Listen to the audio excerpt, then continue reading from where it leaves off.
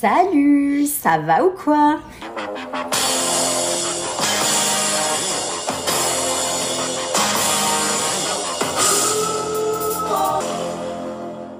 Bienvenue dans ce premier épisode de The Marvin and Thea Show, l'école entrepreneuriale 100% gratuite. J'espère que vous avez eu l'occasion d'écouter un petit peu la vidéo d'introduction pour comprendre un petit peu le cheminement de ces podcasts à venir. Si ce n'est pas fait, on vous invite à l'écouter. Et puis voilà, donc ce sera un peu sous forme de discussion slash interview, plus une discussion. Donc on va parler de la gestion du temps. C'est vrai qu'effectivement c'est quelque chose qui touche comme tout le monde, comme tu l'as dit, entrepreneur ou pas. Et du coup j'ai préparé un certain nombre de questions pour Théa, donc on va aller dans le vif du sujet. C'est parti. Il y a beaucoup de gens qui nous écoutent qui doivent sûrement se dire que ils ont peut-être la bonne façon de gérer le temps, qu'ils ne comprennent pas pourquoi est-ce qu'il faut avoir des cours dessus, qu'ils estiment être bons dans leur day by day. Donc comment est-ce qu'on se rend compte qu'on gère mal son temps, et qu'est-ce qui explique que beaucoup de gens en fait n'arrivent pas à bien gérer leur temps aujourd'hui? Elle est compliquée ta question. Non, c'est sûr que de mon humble avis, il y a beaucoup de personnes qui pensent savoir gérer leur temps, effectivement, mais qui finalement, quand je les observe ou même quand ils se permettent de donner des leçons aux autres, eux-mêmes ne savent pas vraiment gérer leur temps. Souvent, ce que j'observe, en fait, c'est qu'il y a beaucoup de personnes qui sont dans la réactivité et pas dans la proactivité. Pour moi, en fait, il y a deux écoles. Tu as vraiment l'école qui va être très réactive et puis tu as celle qui va être proactive. Quand tu es réactif, en fait, c'est le fait de toujours travailler dans l'action. Donc, c'est ce que je vois souvent avec mes clients dans plusieurs entreprises et même plusieurs entrepreneurs. Tu vas toujours réagir en fonction d'une action donnée et tu vas jamais prendre le temps de planifier, alors que c'est ça, en fait, qui va te faire avoir une bonne gestion du temps. C'est le fait d'être proactif, donc de toujours anticiper. La réactivité au travail, c'est vraiment, en fait, ta capacité d'adaptation rapide aux différentes situations et problématiques que tu vas rencontrer dans ta journée. Et finalement, c'est pas une mauvaise chose, hein, mais il faut pas non plus que ta journée soit rythmée que comme ça, parce que être réactif, c'est quand même avoir une compétence qui nécessite de mettre en place des ressources qui sont disponibles, qui vont résoudre tout simplement des situations qui sont factuelles et de manière rapide et qualitative. Mais quand en fait tu rythmes ta journée comme ça, finalement, tu n'avances pas sur tous les projets parce que tu réponds qu'à des problèmes. Donc, tu n'avances pas sur tes projets. Alors que quand tu es proactif, contrairement aux personnes réactives, tu vas adopter une approche qui va être plus, comme on le dit, active dans la recherche d'amélioration continue, que ce soit en termes de ta productivité, que ce soit sur la qualité de ton travail, que ce soit sur ta sécurisation tout simplement par rapport à tes tâches. Donc, c'est-à-dire que tu vas vraiment te focus sur une tâche et tu vas y aller jusqu'au bout, plutôt que en fait de faire 1 million de choses à la fois. Donc je pense qu'il y a vraiment ça déjà à comprendre. Si tu veux savoir bien gérer ton temps, tu es obligé d'être proactif. Aujourd'hui, je connais personne, même les plus grandes entreprises de ce monde, type IBM, type Apple, etc., ne sont pas dans la réactivité. Ces personnes-là vont toujours être dans la proactivité et vont faire avancer tous les dossiers en même temps. Et tu n'as pas le choix quand tu es entrepreneur, parce que finalement, si tu veux vraiment créer ton entreprise, si tu es toujours réactif, ton entreprise va être à ton image. Tu vas jamais avancer tes projets, tu vas toujours stagner sur ton modèle d'affaires, sur ton chiffre d'affaires, sur tes clients, tes prospects, etc. Donc le fait d'adopter vraiment une technique proactive va t'aider à aller plus loin, va t'aider à pouvoir anticiper, va t'aider à te focus sur tes tâches, et du coup en fait tout le superflu va s'éliminer au fur et à mesure. Après, c'est sûr que ça demande beaucoup de discipline, hein. Je vais pas vous mentir que c'est compliqué de mettre ça en place, parce que malheureusement depuis qu'on est tout petit, on nous a toujours tout pré-mâché, je dirais. Même sur notre emploi du temps, vous voyez, quand on était à l'école, vos emplois du temps, en fait, on vous les a toujours donnés un peu clés en main, quoi. Donc, vous n'avez jamais constitué vos emplois du temps, vos horaires tout seul.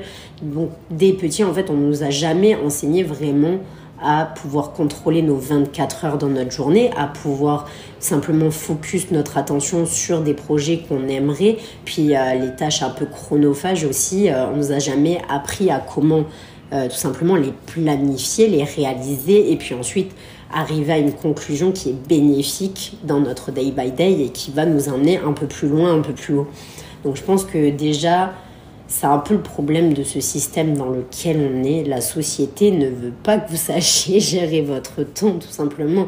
La société vous conditionne tous les jours à réaliser le même nombre de tâches de la même manière parce qu'en fait, dès petit, on ne vous apprend pas à contrôler ces 24 heures. Donc je pense que ça part un petit peu de là.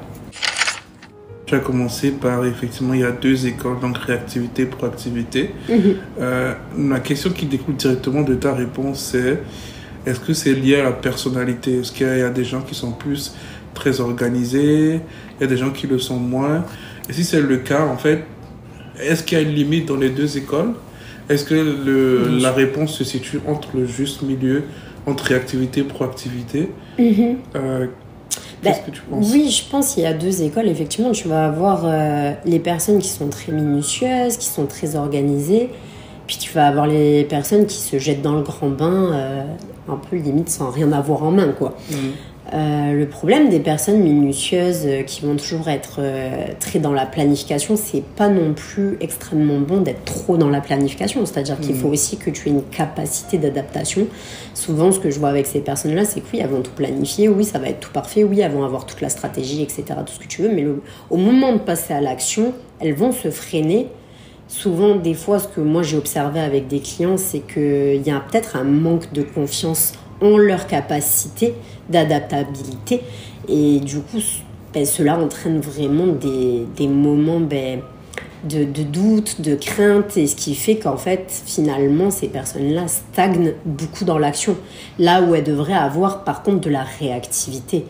En fait il faudrait que, je sais pas si vous connaissez la loi du 80-20, mais c'est un petit peu ça, hein. C'est avoir vraiment 80% de proactivité mais par contre un 20% fort de réactivité parce que de toute manière dans nos journées on ne sait jamais quand une mauvaise nouvelle va arriver, on ne sait jamais quand est-ce qu'un problème va nous tomber sur la tête et quand on est entrepreneur effectivement c'est notre b.a.-ba. Bon, bien sûr c'est pas une mauvaise chose que d'être réactif mais c'est sûr qu'il y a à contrario des gens qui sont trop réactifs qui vont se lancer dans le grand bain sans rien avoir, sans planifier, sans réfléchir, ce qui fait qu'au final au départ, je pourrais dire ça part à fond les ballons, mais finalement, passé un temps, toutes leurs affaires stagnent un petit peu parce que justement, il n'y a pas de structure.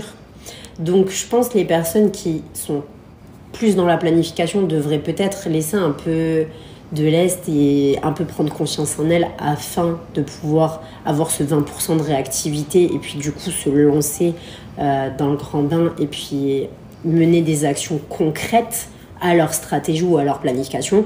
Et à contrario, les personnes qui se lancent sans rien, elles devraient se poser un petit peu et réfléchir à planifier leurs prochaines actions parce qu'effectivement, il n'y a pas de souci là-dedans. Elles ont un fort ego, elles savent ce qu'elles veulent tout simplement. Et puis en plus, souvent, c'est des personnes qui ont des très forts caractères et qui sont très charismatiques.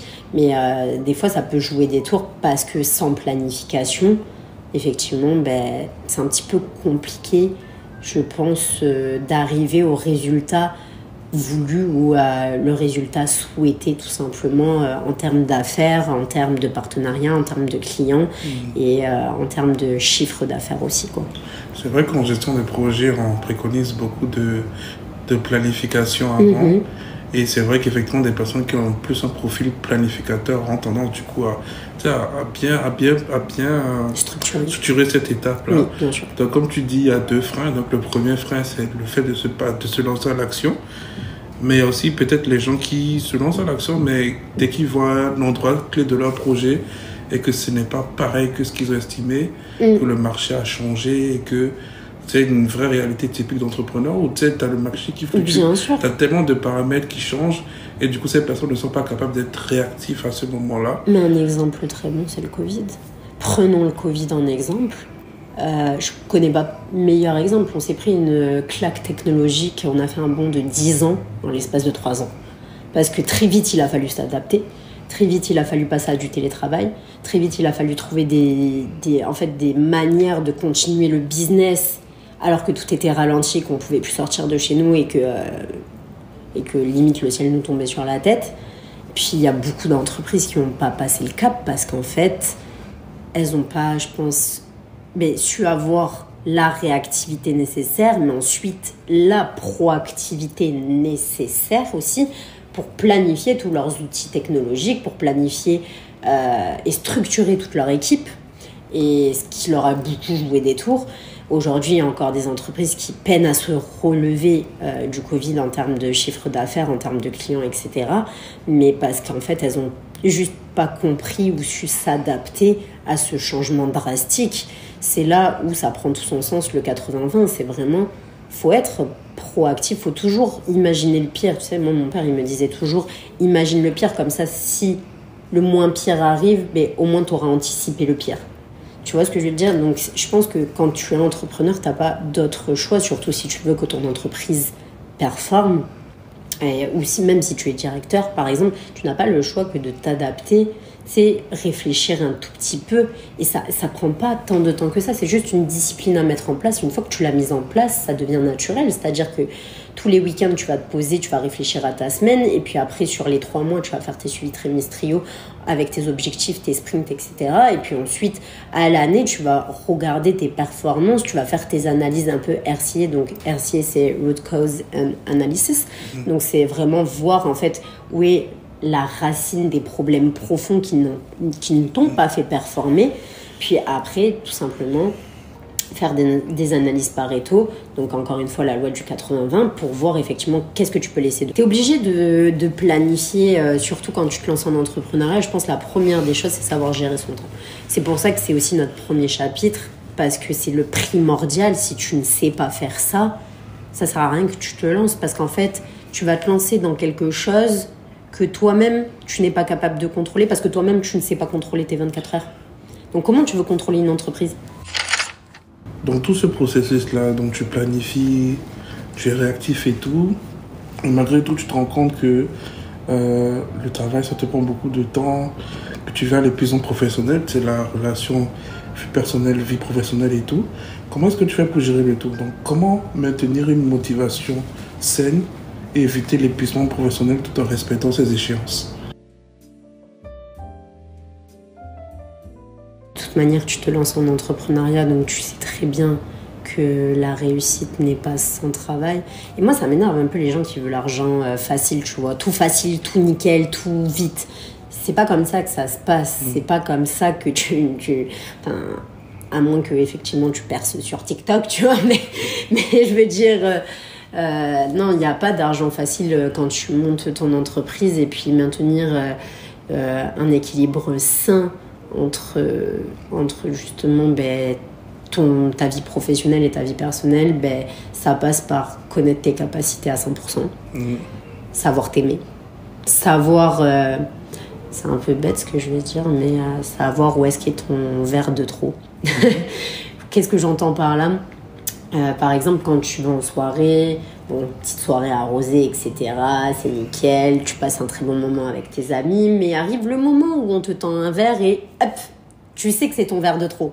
Tu sais que là, si tu prends ce verre-là, tu vas vomir. Tu vois, là, tu vas être dans le mal, tu vas vomir, et puis c'est la fin de ta soirée. Donc, vaudrait peut-être mieux que tu prennes de l'eau. Mais c'est un petit peu pareil, finalement, quand tu travailles et que tu jongles entre ta vie perso et pro. Faut vraiment que tu te connaisses par cœur, que tu te respectes aussi, que tu respectes ton corps, que tu respectes ton énergie, ton cerveau. Moi, comment je fonctionne, souvent, oui, je m'accorde quand même 15 minutes de méditation, 30 minutes de yoga. Je vais marcher aussi, je fais du sport. Dans ma journée, même si, après moi je suis un peu faux-folle là, mais parce que je fais des journées un peu à rallonge, mais je veux dire, certes, je vais peut-être me lever à 5h du matin et finir à 23h, mais dans ce 5h, 23h, je me suis quand même pris un temps pour discuter avec toi, par exemple, manger avec toi, et genre en fait, je pense que le secret réside que quand tu te poses, il faut que tu le fasses en état de pleine conscience. Et qu'est-ce que j'entends par pleine conscience? Complètement. Complet. Et vraiment, il faut que tu te forces à ne plus penser à tout ce qui se passe dans ton monde professionnel et que ce moment-là, tu te l'accordes simplement à toi. Même si c'est une marge de 5 minutes, c'est déjà ça en fait. Mais je pense le plus important, et notamment les gens qui ont des enfants, etc., c'est quand tu vas faire une action, que ce soit avec ta famille, tes amis, ou pour toi tout seul en faisant du sport ou en lisant un livre, fais-le en état de pleine conscience. Parce que si tu ne le fais pas dans cet état de pleine conscience, finalement, tu peux arriver très vite à du burn-out en fait. Ça, c'est quelque chose sur lequel moi je vais être à cheval avec vous, s'il vous plaît. Prenez soin de vous, vraiment respectez-vous, aimez-vous. Et puis quand il y a ce verre de trop, il y a ce verre de trop, c'est pas grave. Tu sais, des fois, il faut laisser les choses pour le lendemain. Et justement, avec tout ce qu'on va vous apprendre aujourd'hui, si tu sais gérer ton temps, tu pourras dégager minimum 2 heures par jour pour toi, et c'est le primordial. Au moins 2 heures par jour pour toi. T'as pas le choix. Parce que si tu fais pas ces au moins 2 heures par jour pour toi, tu risques de devenir un peu foufou là dans ta tête. Et finalement, tu seras même plus capable d'être proactif ou réactif parce que en fait, tu seras azimut complet face à la tonne de tâches que tu as accomplies, face à au travail énorme que tu t'es infligé finalement. Et un jour ou l'autre, ton corps, il va casser, en fait. Il va te dire stop, enough, it's enough. Et avant que cela arrive, je préfère, du coup, montrer un petit peu comment moi je gère ma journée. Peut-être que ça va inspirer des gens. Après, il y a plein de techniques, mais c'est sûr que t'es obligé de prendre du temps pour toi. Et quand tu sens vraiment que ça va pas, des fois, vaut mieux prendre une semaine de vacances, revenir, et je te jure qu'après, tu seras 3 fois plus performant. Mais vraiment, prends-toi un week-end, prends-toi une semaine, genre quand tu sens que c'est trop, laisse-toi le temps de digérer tout ce que tu as appris à ton cerveau, tout ce que tu as conditionné en ton corps. Tu vas pas l'oublier là, tu l'oublieras pas, ça reviendra naturellement une fois que tu te seras reposé, mais pire que ça, tu vas être 2 fois plus performant. Donc c'est un petit peu ça. Ça fait partie du processus de se reposer aussi, c'est une étape importante. T'es obligé, sinon tu tiens pas. Ouais. En tant qu'entrepreneur, aujourd'hui, on sait à quel point c'est dur. Même en tant que directeur ou gérant, c'est dur, c'est des métiers qui sont durs parce que tu as énormément de responsabilités, parce que tu as énormément de tâches à accomplir, que des fois tu as des équipes à driver, donc c'est-à-dire qu'il n'y a même pas que toi en fait, au final c'est toi, le psychologique des autres, le tien, et puis au-delà de ça, faut pas oublier aussi qu'en tant qu'entrepreneur, certes il y a les tâches, mais tu fais un peu de la psychologie à tes heures perdues, tu vois, parce que tu prends aussi beaucoup de tes associés, de tes gens, de ton équipe sur toi. Donc si tu ne t'accordes pas un répit, et donc ces fameuses 2 heures par jour, tu vas pas y arriver là. Ton gasoil, il va être mort en fait.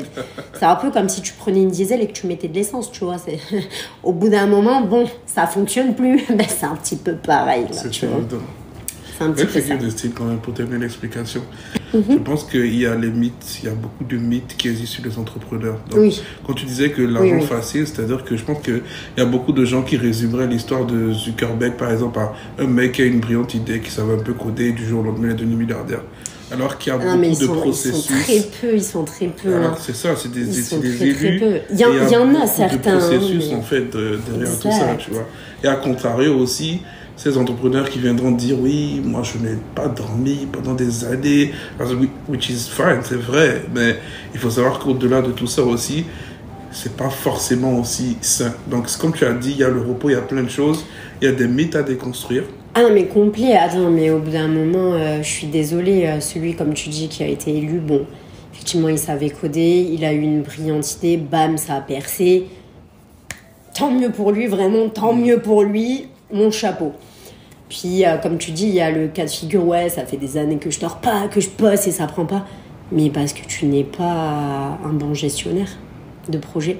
Et c'est vraiment ça, si tu es entrepreneur, tu n'as pas d'autre choix que d'être gestionnaire de projet. Faut que tu saches ce métier à la perfection parce qu'il n'y a que ça qui va te faire réussir.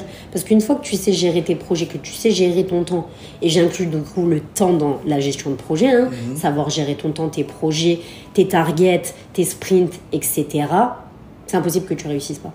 C'est impossible parce qu'en fait, c'est des cycles que tu vas répéter en boucle. Et à force de les répéter, même si tu t'es, désolé de l'expression, cassé la gueule 10 fois, un jour ça prendra. C'est obligé. La 11e fois, ça va prendre.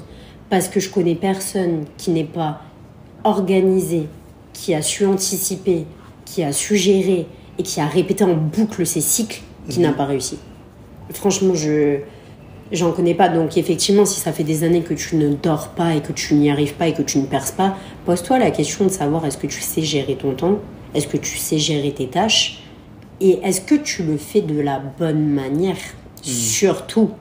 Parce que effectivement, hein, tu peux mettre des heures et des heures et des heures. Bon, de toute façon, on va le voir, mais si tu vas pas au bout des choses, si tu as 1 milliard de fenêtres ouvertes, si tu te focuses pas quand tu es sur une tâche uniquement sur ça, comment tu veux réussir ?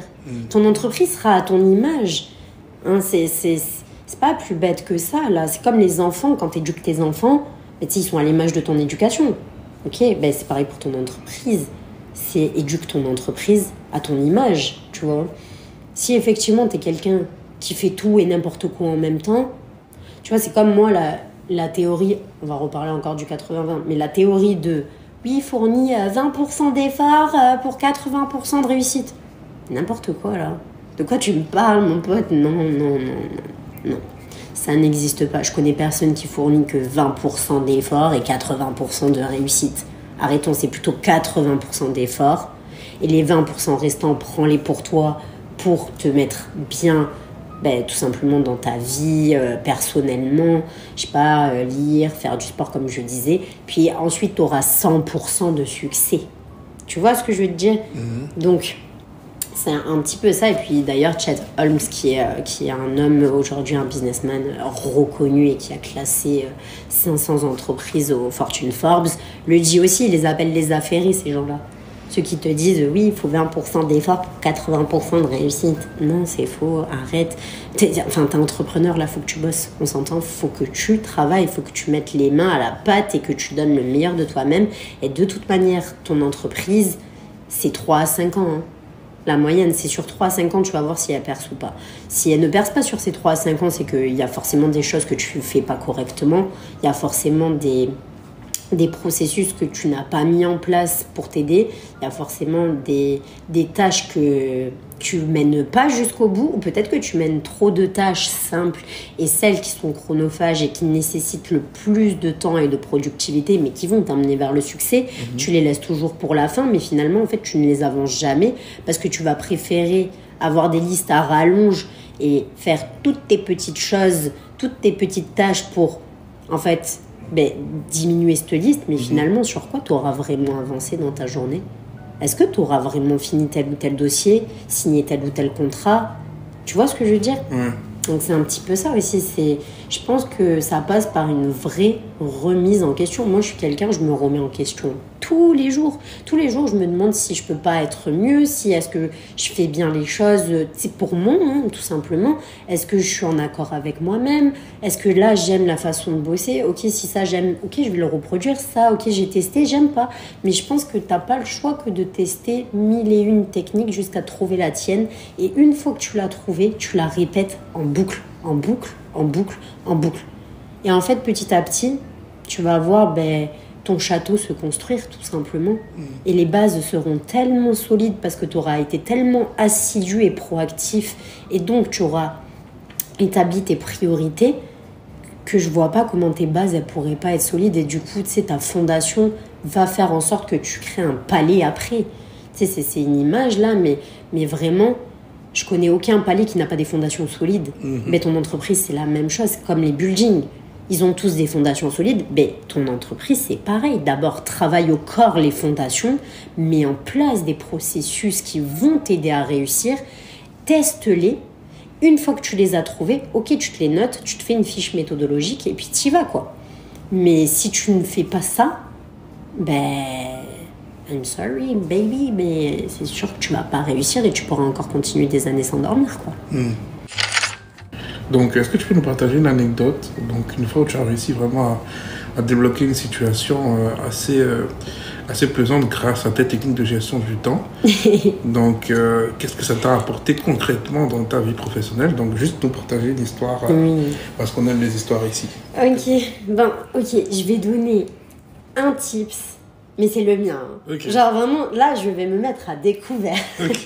Ok. C'est ma règle des 5 secondes, mais tu la connais déjà. Je la connais très bien. Ouais. La règle des 5 secondes qui m'a sauvée dans tellement de situations de ma vie. Ouais. Et en fait, à chaque fois que je la donne à des amis ou des très bonnes connaissances à moi, dès qu'il applique, à chaque fois, il me dit « Oh, c'est magique, c'est magique. » Oui, c'est magique, je sais. Quand tu arrives dans un endroit, que tu rencontres quelqu'un, que tu fais face à une situation hasardeuse, un nouvel environnement, bon, etc. Vous avez compris. Tu vas prendre 5 secondes. Juste 5 secondes pour analyser. Donc, soit la personne, soit la question, soit l'environnement. Et 5 secondes, pour la personne en face, ça paraît très court. En fait, elle va même pas le voir. Ou l'environnement où tu te situes, personne ne va voir que tu as pris 5 secondes. Mais toi, ça va peut-être changer toute la donne. C'est-à-dire qu'en 5 secondes, tu vas avoir le temps d'analyser. Donc, soit de t'adapter, soit d'avoir réfléchi à la question, soit de pouvoir être un peu comme rétroactif par rapport à la personne si, par exemple, elle te pose problème. Donc, c'est un petit peu ça. Moi, je préconise toujours de prendre... Tu sais, c'est un peu comme le dicton « tourne 7 fois ta langue dans ta bouche ». Ouais, d'accord. Mais c'est un petit peu pareil. Hein. C'est vraiment... mon père m'a toujours dit « soigne les détails ». Et avec ça est née la règle des 5 secondes. Il a raison, il faut toujours soigner les détails où que tu ailles.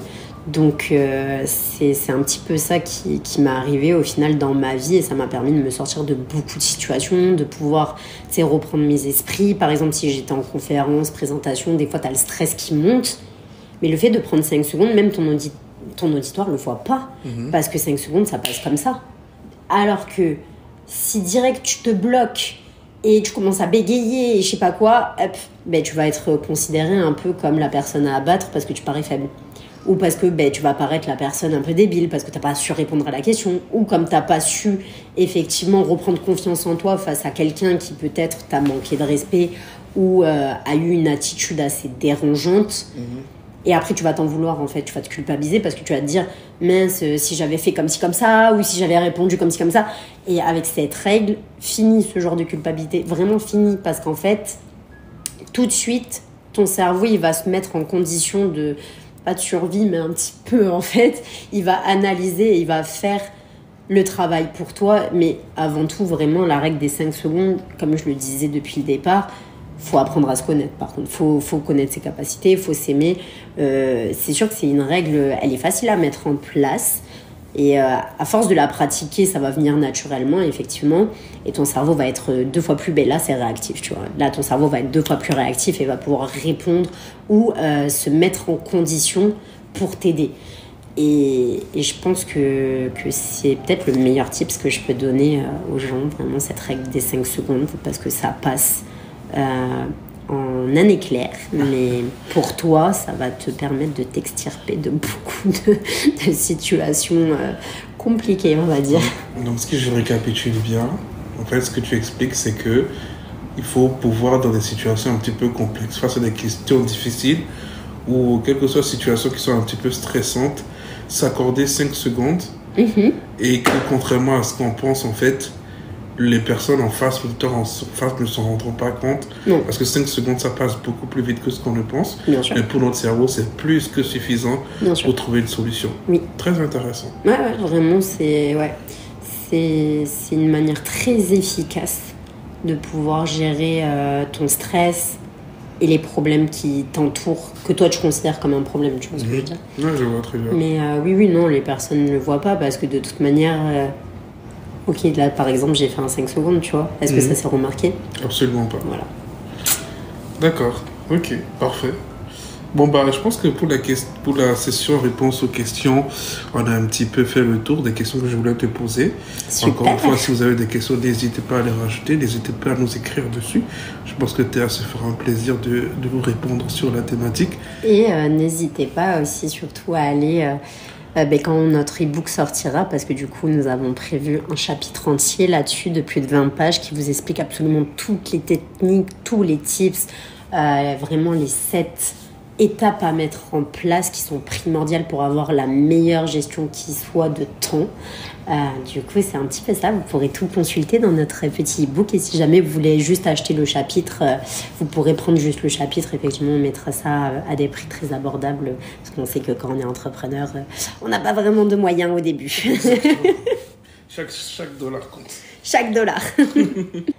Alors, deuxième partie, nous rentrons dans un petit cours théorique sur les secrets des dirigeants. Le premier tip que je vais vous donner, c'est vraiment savoir gérer son équipe et le nombre de subordonnés directs à 6, pas plus, parce que de toute manière, tu n'as généralement que... On va prendre l'exemple, par exemple, si tu es directeur, 7 heures dans ta journée. Bon, on sait que tu fais des fois des heures bénévoles. Mais en tant qu'entrepreneur, par exemple, même si on a des journées à rallonge de 10 à 12 heures, on n'a pas le temps de gérer tout ça non plus. Donc, vraiment, faites attention à ça. On sait aussi que de nos jours, notre manière de travailler a considérablement évolué tout simplement parce qu'autrefois, les travailleurs... donc nos ancêtres travaillaient peut-être 3000 heures environ par an et depuis 1936 par exemple en France les semaines sont passées à des 40 heures avec des congés payés et à partir des années 2000 on est vraiment passé à un 35 heures semaine pour répondre du coup à des enjeux de chômage élevé. On voit aussi que depuis 2022 les Québécois travaillent en moyenne 36,8 heures par semaine donc c'est sûr que comment repenser un petit peu tout ça, comment effectivement maximiser ces heures de productivité. Donc on a décidé vraiment de regrouper tout ça en 7 étapes. 7 étapes qui vont vous permettre de devenir le champion ou la championne de la proactivité tout simplement et d'adopter des comportements réactifs quand il est nécessaire. Et vraiment ces 7 étapes vraiment logiques et faciles à comprendre. Si vous les mettez en place, c'est sûr que vous aurez une parfaite gestion du temps et vous pourrez dégager un nombre d'heures incalculable pour vous. Vous allez voir qu'avec ces techniques, vraiment, au final, on n'a pas besoin peut-être de faire des journées écrasantes de 12 heures à 15 heures et puis ensuite de 80 à 70 heures semaine. Là, le but, c'est vraiment d'arriver à vous faire des 45 heures semaine. Parce que bon, on va pas se mentir quand même quand t'es entrepreneur, t'es obligé de faire un 45 heures semaine, là, minimum. Mais au moins, dans ce 45 heures, tu vas être plus que productif et ça t'évitera, en fait, tout simplement de ne pas penser à toi. Donc là, ce que je vais vous donner comme gestion du temps, c'est vraiment, en fait, une gestion tangible et mesurable parce que, juste, je vais vous poser une question. Est-ce que si vous étiez à la tête d'une société générant pas moins de 50 milliards de dollars de chiffre d'affaires, est-ce que vous pensez vraiment que ces sociétés ne savent pas gérer leur temps ? Je pense pas. Parce que les PDG de multinationales comme IBM, comme Apple, comme Tesla, etc., ils n'ont pas plus d'heures que vous dans leur journée. On est d'accord ? Donc, comment optimiser ces 24 heures ? Tout simplement, la première étape, ça va être de définir vos zones d'impact et vos zones stratégiques. Pourquoi ? Parce que si vous ne faites pas ça, vous n'allez jamais pouvoir mener à bien et jusqu'au bout vos dossiers parce qu'en fait, vous serez éparpillés partout. Par exemple, le juridique, la trésorerie, les communications, etc., etc. Et en intégrant des processus qui sont intelligents, tu vas favoriser du coup la croissance de ton entreprise. Tout simplement pour t'expliquer un petit peu, tu prends ton entreprise, donc là tu prends une feuille blanche. Sur ton entreprise, tu vas mettre tes zones d'impact, tes zones stratégiques et au milieu, tes collaborateurs ou tes employés, les gens avec qui tu travailles. Dans tes zones d'impact, vraiment, tu vas mettre vente, service client, développement produit, marketing, ressources humaines, etc., etc. Et tu vas définir des indicateurs clés de performance dans chacune de tes zones d'impact et de stratégie. Mais le but, c'est vraiment que tu sois réaliste. Finalement, si je dois un peu vulgariser la chose, tes zones d'impact, c'est tout ce qui va être rapport à l'action dans ton entreprise, alors que tes stratégies, donc tes zones stratégiques, ça va être plus tout ce qui va faire fonctionner un petit peu la machine. On rentre dans la deuxième étape qui est une fois pour toutes, de façon à ne plus devoir être refait. Et c'est la règle vraiment incontournable de tous les businessmen and women de ce monde. Je suis sûre que tu t'es déjà retrouvé dans une situation où tu commences une tâche, puis tu es interrompu par un courriel ou un appel téléphonique ou une notification. Et cette interruption, elle va te détourner de ton objectif initial qui est donc travailler sur un dossier ou une tâche ou effectivement rédiger un plan ou whatever. Et lorsque tu reviens à ta tâche, tu réalises que tu as vraiment perdu un temps précieux sans rien accomplir de concret. Imagine cela multiplié sur une année entière et si chaque jour tu perds seulement 15 minutes à jongler entre les courriels, les appels et les tâches, etc. Cela, ça représente vraiment pas moins de 100 heures de productivité perdues chaque année, rien que pour toi. Imagine maintenant au niveau d'une équipe entière, au niveau d'une entreprise entière, ça équivaut à 6 semaines entières de travail inutile. Maintenant, la solution à cela, elle est simple, mais elle est très très puissante. Comme je te le dis, c'est la règle de une fois pour toutes, de façon à ne plus devoir être refait. Et en fait, ça signifie que chaque fois que tu commences une tâche, tu la termines. Va au bout des choses. Et avant de passer à autre chose, vraiment, termine-le. Et si t'es pas capable de la terminer sur le moment, c'est pas grave, vraiment, c'est pas grave, la commence même pas, ouvre même pas le dossier. Par exemple, si tu ouvres un courriel, assure-toi vraiment de traiter complètement avant de passer au suivant. Et si on reprend l'exemple concret de la gestion des courriers, en fait, si nous sommes constamment distraits par les notifications qui apparaissent à l'écran, nous perdons notre concentration et notre productivité en souffre et c'est mathématique. C'est comme si notre concentration était un muscle. Plus nous l'exerçons en restant concentrés sur une tâche, plus elle se renforce. Tu me suis jusqu'à présent. Donc, je t'encourage vraiment à te demander aujourd'hui si tu es prêt à adopter cette approche dans ton travail, si tu es prêt à être discipliné et à suivre cette règle pour maximiser ta productivité. Et si tu es en train de te dire oui à ce moment précis, c'est que là, tu as la clé du succès dans la gestion de ton temps. Donc, vas-y, fonce et finis-moi cette tâche, s'il te plaît. Troisième étape, nous allons aborder justement une étape qui est cruciale pour accroître notre productivité, l'art de dresser des listes qui sont efficaces. Tout d'abord, pourquoi dresser des listes ? Les personnes organisées le savent bien, les listes, elles nous aident à nous concentrer sur nos priorités et à rester productifs toute la journée. En dressant une liste, en fait, on se conditionne et on conditionne vraiment notre cerveau à accomplir chaque tâche, ce qui va augmenter automatiquement notre productivité. Donc, combien de fois tu t'es retrouvé avec une liste interminable de tâches à accomplir? Et si là, tu viens de faire un petit sourire, c'est probablement que ça arrivait trop souvent en fait. La clé ici, du coup, c'est vraiment la qualité et pas la quantité. Retiens bien ça. Lorsque tu surcharges ta liste de tâches, tu risques en fait de te sentir submergé et de privilégier les tâches qui sont simples et rapides plutôt que celles qui sont importantes finalement parce que tu voudras vraiment diminuer cette liste. Donc, ça va pas en fait t'aider à être productif, ça va pas t'aider à avancer tes projets, bien au contraire. À la fin de la journée, tu vas avoir vraiment un sentiment d'insatisfaction, tu vas pas te sentir heureux parce que t'auras pas fait tous les dossiers importants que tu voulais avancer et du coup je sais que ça peut laisser un goût assez amer et du coup te faire un petit peu perdre confiance en toi, mais c'est pas grave loulou, j'ai la solution. Donc comment dresser une liste efficace ? Tout d'abord, limite-toi à 4 ou 6 tâches par jour. Et pourquoi 6 ? C'est parce que t'es juste un humain. Vraiment, t'es juste un humain. Et comme chaque être humain, t'as une capacité moyenne de 6 à 7 heures de travail quotidien.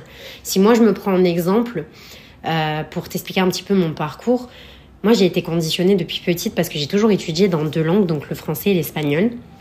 Ce qui fait que je travaillais de 8h du matin jusqu'à 18h par exemple le soir. Des fois, j'avais cours le samedi. Du coup, en fait, mes professeurs m'ont beaucoup entraîné à engranger une énorme capacité de boulot. Ce qui fait que des fois, oui, je peux travailler 11 à 12 heures sans relâche. Mais tu sais, je suis un peu comme un cas exceptionnel, même si je pense qu'il y aura beaucoup de gens qui se reconnaissent en moi et ce que je dis. Mais la moyenne normale, c'est 6 à 7 heures et c'est normal. Hein. Ensuite, vraiment, il va falloir que tu t'assures du coup d'avoir des objectifs SMART. Et SMART, qu'est-ce que j'entends par SMART ? C'est vraiment spécifiques, qui sont mesurables, qui sont atteignables, qui sont réalistes et qui sont temporellement définis. C'est-à-dire qu'il faut vraiment que tu fixes une limite de temps. Imagine maintenant la satisfaction de cocher toutes tes cases de ta liste à la fin de ta journée parce que du coup, tu as adopté l'approche SMART tout simplement.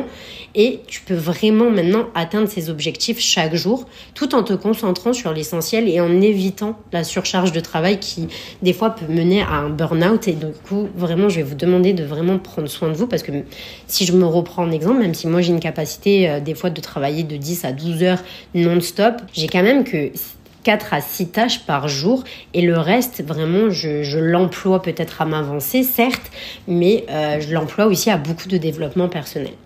Alors, si tu es prêt à révolutionner ta façon de travailler et à atteindre des niveaux de satisfaction et de réussite inédits, avec seulement 4 à 6 tâches sur ta liste, tu peux le faire et vraiment devenir un as de la gestion du temps finalement. Donc c'est vraiment le moment de passer à l'action et de cocher tes tâches chaque jour. Et je suis convaincue que cela va vraiment changer ta manière de travailler et te mener vers le succès. Parce que cette technique, elle est plus qu'approuvée, éprouvée et testée. Les grandes multinationales comme IBM, Apple, etc. ont beaucoup testé ce genre de gestion du temps et ça marche. Donc maintenant, pour t'aider, tu peux faire l'exercice suivant qui va être de prendre une feuille. Tu reprends ta petite feuille, t'écris tes 4 à 6 tâches que tu considères les plus importantes que tu dois accomplir demain. Si je prends mon exemple d'agenda, moi je me suis mis préparer mon partenariat avec tel client, étudier telle demande, programmer telle réunion sur Y sujet, appel visio avec Chantal, d'ailleurs bisous Chantal, revoir le plan marketing sur tel sujet et rédiger tel courrier. Entamons à présent la 4e étape de notre voyage vers une meilleure productivité. Ça faisait un petit peu animatrice télé. Bon, pardon. Donc, bref, 4e étape, évaluer le temps que chaque tâche nécessite. Il va être temps de t'impliquer totalement dans cette démarche en adoptant, comme on s'est dit tout à l'heure, une approche SMART et en comprenant tes propres limites. En fait, tu dois évaluer et définir le temps requis pour chaque tâche figurant sur ta liste. Cette phase, elle n'est pas critique, elle est cruciale. Parce qu'en fait, elle va te permettre de vérifier si tes 4 à 6 tâches quotidiennes sont juste réalisables dans le temps que tu t'es imparti. Si l'une d'entre elles s'avère trop longue pour être accomplie en une journée, tu dois alors établir combien de temps tu peux y consacrer et planifier sa réalisation pour un autre moment. Je sais que dit comme ça fait un peu peur, mais en vrai, c'est très très simple. Et ça va te permettre vraiment de devenir encore plus performant, de te connaître de mieux en mieux et de pouvoir du coup vraiment évaluer le temps que tu mets sur chaque tâche. Il est également crucial du coup de revisiter tous les projets que tu as repoussés peut-être indéfiniment, les initiatives importantes que tu n'as jamais eu l'occasion de mener à bien. Parce qu'en fait, il est grand temps pour toi de fractionner ces grands projets en actions stratégiques et de leur accorder un tout petit peu de temps, en tout cas le temps nécessaire pour avancer. En instaurant ce processus de répétition, parce que le but, c'est vraiment de dupliquer un maximum, là, tout ce que je suis en train de te dire, de le répliquer et ainsi de suite. Ça devient un cycle afin que ça devienne naturel pour toi. Tu vas améliorer non seulement ta productivité, mais ça va aussi te permettre, que chaque dossier progresse et atteigne des résultats que tu t'es fixés, les résultats en tout cas escomptés que tu aimerais. Et cette étape, elle revêt une importance capitale pour optimiser ton emploi du temps et ton efficacité dans la réalisation de tes objectifs. Et je pense que c'est important de réaliser pour toi tes objectifs. Donc, engage-toi pleinement dans cette évaluation du temps et veille à ce que chaque tâche soit planifiée de manière réaliste et réalisable pour toi. Donc, tu vas reprendre ta petite feuille où tu avais noté tes 4 à 6 tâches pour demain. Et là, maintenant, tu vas évaluer le temps. Une fois que tu vas avoir le temps juste sur chaque, tout simplement. Le but est vraiment de mettre les plus compliquées et celles qui nécessitent le plus de temps dans un moment de ta journée où tu vas être plus productif. Généralement, je conseille quand même de le faire le matin, même si je sais qu'il y a des petits oiseaux de nuit ou qu'il y a des personnes qui ont un pic de productivité entre 10 et 14 heures. Mais whatever, c'est pas grave, genre, qu'importe à quel moment tu commences ta journée, mais c'est les tâches les plus chronophages, celles qui vont te demander du coup le plus de temps au début de ta journée. Pourquoi ? Parce que si on prend l'exemple de l'aéroport, donc des avions, quand tu arrives à l'aéroport à 6h du matin, généralement l'avion, il est jamais en retard, on est bien d'accord. Par contre, si tu arrives à 16h, et des fois tu peux te prendre des 3 heures d'attente à l'aéroport et ça fait jamais plaisir. Mais pars du principe que ton emploi du temps et tes 4 à 6 tâches de la journée, c'est un petit peu pareil en fait. Donc si tu fais les tâches les plus chronophages en fin de journée, déjà de 1, tu n'auras peut-être pas la concentration nécessaire, tu vas peut-être plus te distraire et tu vas être moins productif. Donc si tu commences par les plus compliqués dès le matin, je t'assure que comme ça, tu vas lever des montagnes. Obligé, tu vas avancer tous tes projets et vraiment tu vas percer. Ok, maintenant on va passer à la 5e étape qui va être de planifier astucieusement ta journée. Donc, comme tu l'auras compris, cette étape est aussi cruciale et tu vas mettre en pratique ton savoir-faire que tu as acquis jusqu'ici. Pour devenir un véritable champion dans ce domaine, tu dois adopter une approche astucieuse de ta planification de ta journée. Maintenant que tu as appris le temps d'évaluer le nombre d'heures nécessaires pour chaque tâche, il est temps de passer en fait à l'action, tout simplement. Ton objectif n'est pas simplement de créer un emploi du temps général, mais plutôt d'organiser stratégiquement et avec précision quand tu vas accomplir telle ou telle tâche dans ta journée.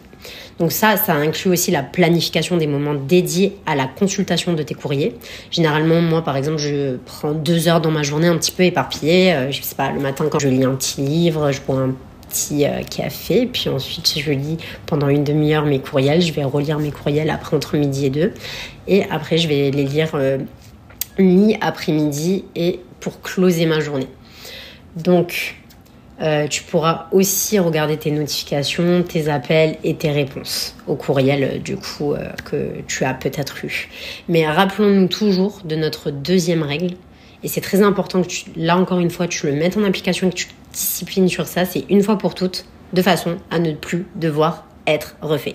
Je sais que je parais un peu chiante avec ça là, mais vraiment mets-le en application. Si t'es pas capable de lire ton courriel maintenant, c'est pas grave, laisse-le pour plus tard. De toute façon, il y a rien qui urge, à part si c'est vraiment un dossier urgent là, oui, si, traite-le, mais je veux dire, il y a rien qui urge, t'as toute une journée pour les regarder, donc fais-le quand t'es en pleine concentration dessus. Donc cela signifie que lorsque tu décides vraiment d'attaquer, comme tu l'as compris, ta tâche prévue, assure-toi d'aller jusqu'au bout dans le temps imparti de cette tâche. En suivant cette approche, tu vas vraiment développer une discipline qui va te permettre d'optimiser ton temps, d'accomplir tes tâches de manière efficace et efficiente. Tu constateras une amélioration aussi significative de ta productivité. Et je pense que tu vas quand même pouvoir réaliser tes objectifs avec plus de facilité. En tout cas, moi, ça a été le cas. Les personnes qui ont suivi cette technique, ça a été le cas. Donc, je ne vois pas pourquoi tu serais différente de nous. Alors, si tu es prêt à planifier ta journée comme un véritable champion ou championne de la gestion du temps et que tu es en train de hocher la tête et que tu te dis « oui, je veux être un champion ou une championne de la gestion du temps », c'est que vraiment, tu as déjà pris conscience de l'importance de pouvoir prévoir des moments pour réagir efficacement tout simplement aux imprévus dans ta journée. Maintenant, concentrons-nous sur la façon d'utiliser cette réactivité de manière optimale.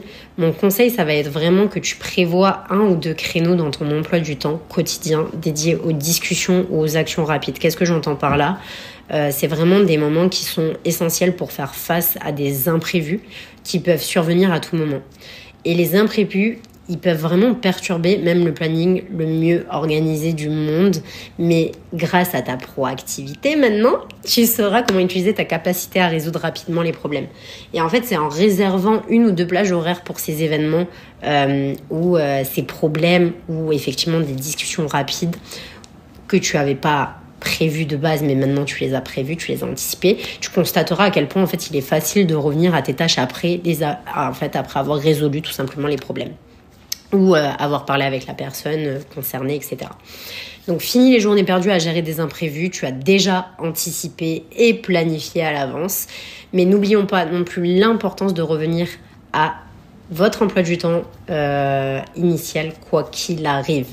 Maintenant, tu vas prendre ton agenda et tu vas planifier ta journée de demain de manière détaillée. Tu vas inscrire comme d'habitude, tes 4 à 6 tâches importantes provenant de ta liste prioritaire, ainsi que tes plages horaires dédiées à la gestion de ton courrier et d'autres tâches courantes. Et en planifiant ainsi ta journée, tu auras une vue d'ensemble claire de ce qui t'attend et tu pourras te concentrer sur les tâches les plus importantes.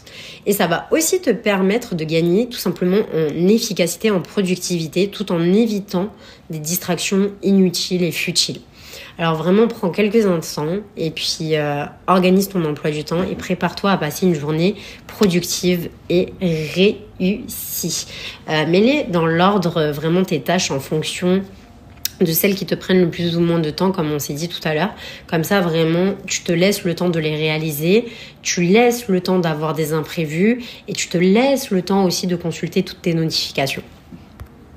Bien, à présent, on va passer à la 6e étape et on va partir dans le fait d'établir des priorités. Tu as déjà bien avancé dans ton parcours vers une meilleure gestion du temps parce que ça fait pas mal de temps que tu m'écoutes maintenant, d'ailleurs merci. Et cette étape, elle va être essentielle en fait pour vraiment devenir un véritable maître dans la priorisation.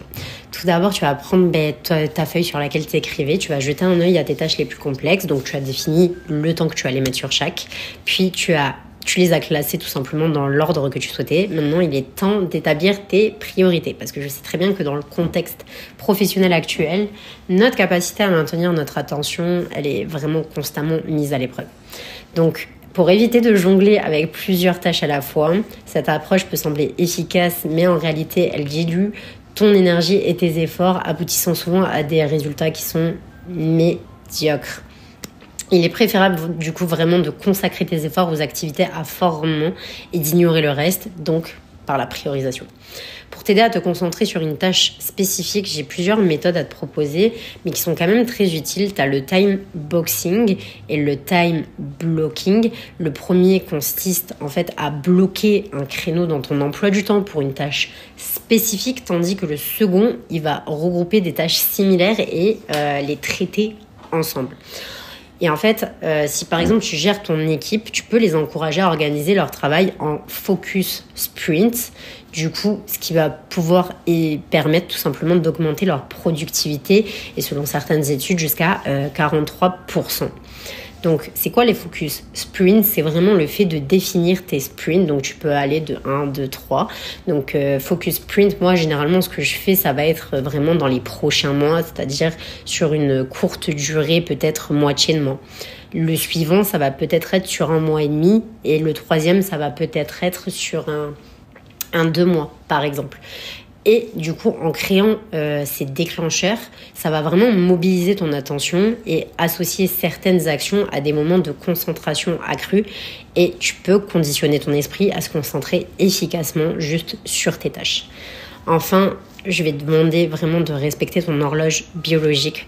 Comme je te l'ai dit tout au long de ce podcast, s'il te plaît, prends soin de toi. Identifie ton chronotype et planifie tes activités en fonction de tes moments d'énergie optimale.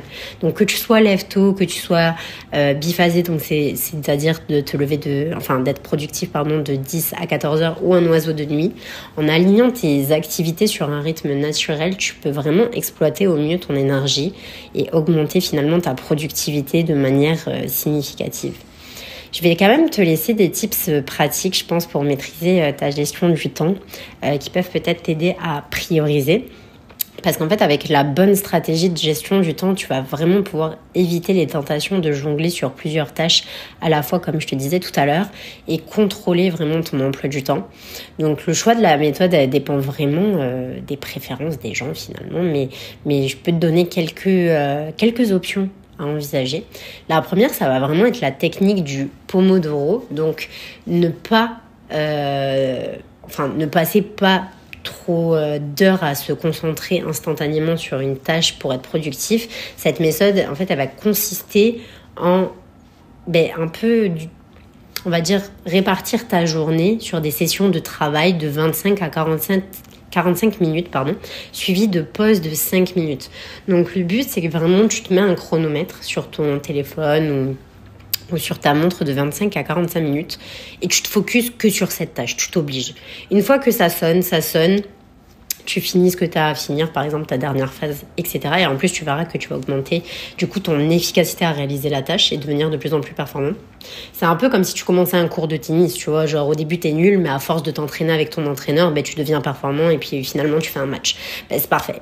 Là, c'est un petit peu la même chose, donc ça va vraiment te permettre de traiter une tâche à la fois et tout en préservant vraiment ton énergie, puisque comme je t'ai dit, après tu fais une pause de 5 minutes. Après, tu avais le time blocking, donc comme je te disais, de planifier minutieusement chaque moment de ta journée sans exception. Et cette méthode, moi, je l'utilise beaucoup. Par exemple, elle est vraiment idéale si tu souhaites reprendre le contrôle de ton emploi du temps et comprendre comment utiliser ton temps. Moi, c'est celle que j'utilise pour le coup. Le time boxing, c'est vraiment, comme je te disais, donc de créer des plages horaires dédiées à des tâches spécifiques. Je l'utilise pas mal aussi. C'est-à-dire que quand j'ai défini mes zones d'impact et mes zones stratégiques, mais par exemple le lundi, je vais me focus, je sais pas, je vais dire une bêtise, mais que sur l'administration. Et le mardi, je vais me focus que sur mes ventes. Le mercredi, que sur mon marketing. Et en fait, ce qui fait que en répétant ce système toutes les semaines, finalement, j'avance tous mes projets en même temps. Mon entreprise s'accroît, mes résultats s'accroît, mes business on the side, c'est pareil. Et ça me laisse vraiment le temps de tout organiser dans un temps imparti et que moi, je considère efficace parce que du coup, je l'ai testé à plusieurs reprises et je le fais naturellement aujourd'hui. Et donc, c'est vraiment une très bonne méthode pour avancer si tu as une entreprise et que, par exemple, peut-être tu es entrepreneur tout seul, ça, c'est une très bonne méthode. La méthode Eat the Frog, c'est vraiment aborder la tâche la plus difficile de la journée en premier. Donc, comme le dit Mark Twain, je crois, je sais pas si je le dis bien, je crois c'est manger, c'est manger le crapaud tout simplement dès le matin. Et le reste de la journée vous semblera plus facile. Donc, c'est vraiment commencer par les tâches les plus difficiles le matin. Bon, 7e et dernière étape, et vraiment bravo d'être arrivé jusqu'ici et j'espère que ça va vraiment t'aider. Et écoute, j'aimerais te dire au moins que ta détermination à devenir un champion de la gestion du temps et à transformer tes habitudes est admirable. Donc souviens-toi que la clé du succès réside vraiment dans la répétition de ces astuces, comme je te l'ai dit, jusqu'à ce qu'elles deviennent vraiment naturelles pour toi. Dans cette dernière étape de notre session et podcast 1, tu vas simplement te poser la question suivante qui est cruciale dans ta gestion du temps. Est-ce que tu vas souffrir ? C'est vraiment ça la question. Est-ce que tu vas souffrir sur telle ou telle tâche, activité, rédaction de courriel, je sais pas, est-ce que tel dossier va nuire à ton bien-être ? Donc, priorise ta santé et ton confort, s'il te plaît. Ton bien-être, c'est le fondement de ta productivité. Sans ça, t'auras beau appliquer toutes les techniques, si tu prends pas soin de toi, si tu ne te respectes pas et que tu ne t'aimes pas, que tu ne connais pas tes capacités, ça va pas marcher. Donc, prends soin de ta santé physique et mentale et s'il te plaît, j'aimerais vraiment que tu t'assures d'être pleinement concentré sur ton travail tout en évitant le stress et l'épuisement professionnel. Donc, j'ai quelques conseils qui sont simples que moi j'applique, mais qui peuvent peut-être t'aider. Donc déjà, évidemment, bien dormir chaque nuit pour recharger ses batteries et remettre un petit peu de gasoil là-dedans. Accorde-toi du temps aussi pour faire de l'exercice quand même régulièrement, même si c'est que du yoga ou par exemple des séances de marche. C'est toujours ça. Prends 10 minutes, va prendre une petite marche.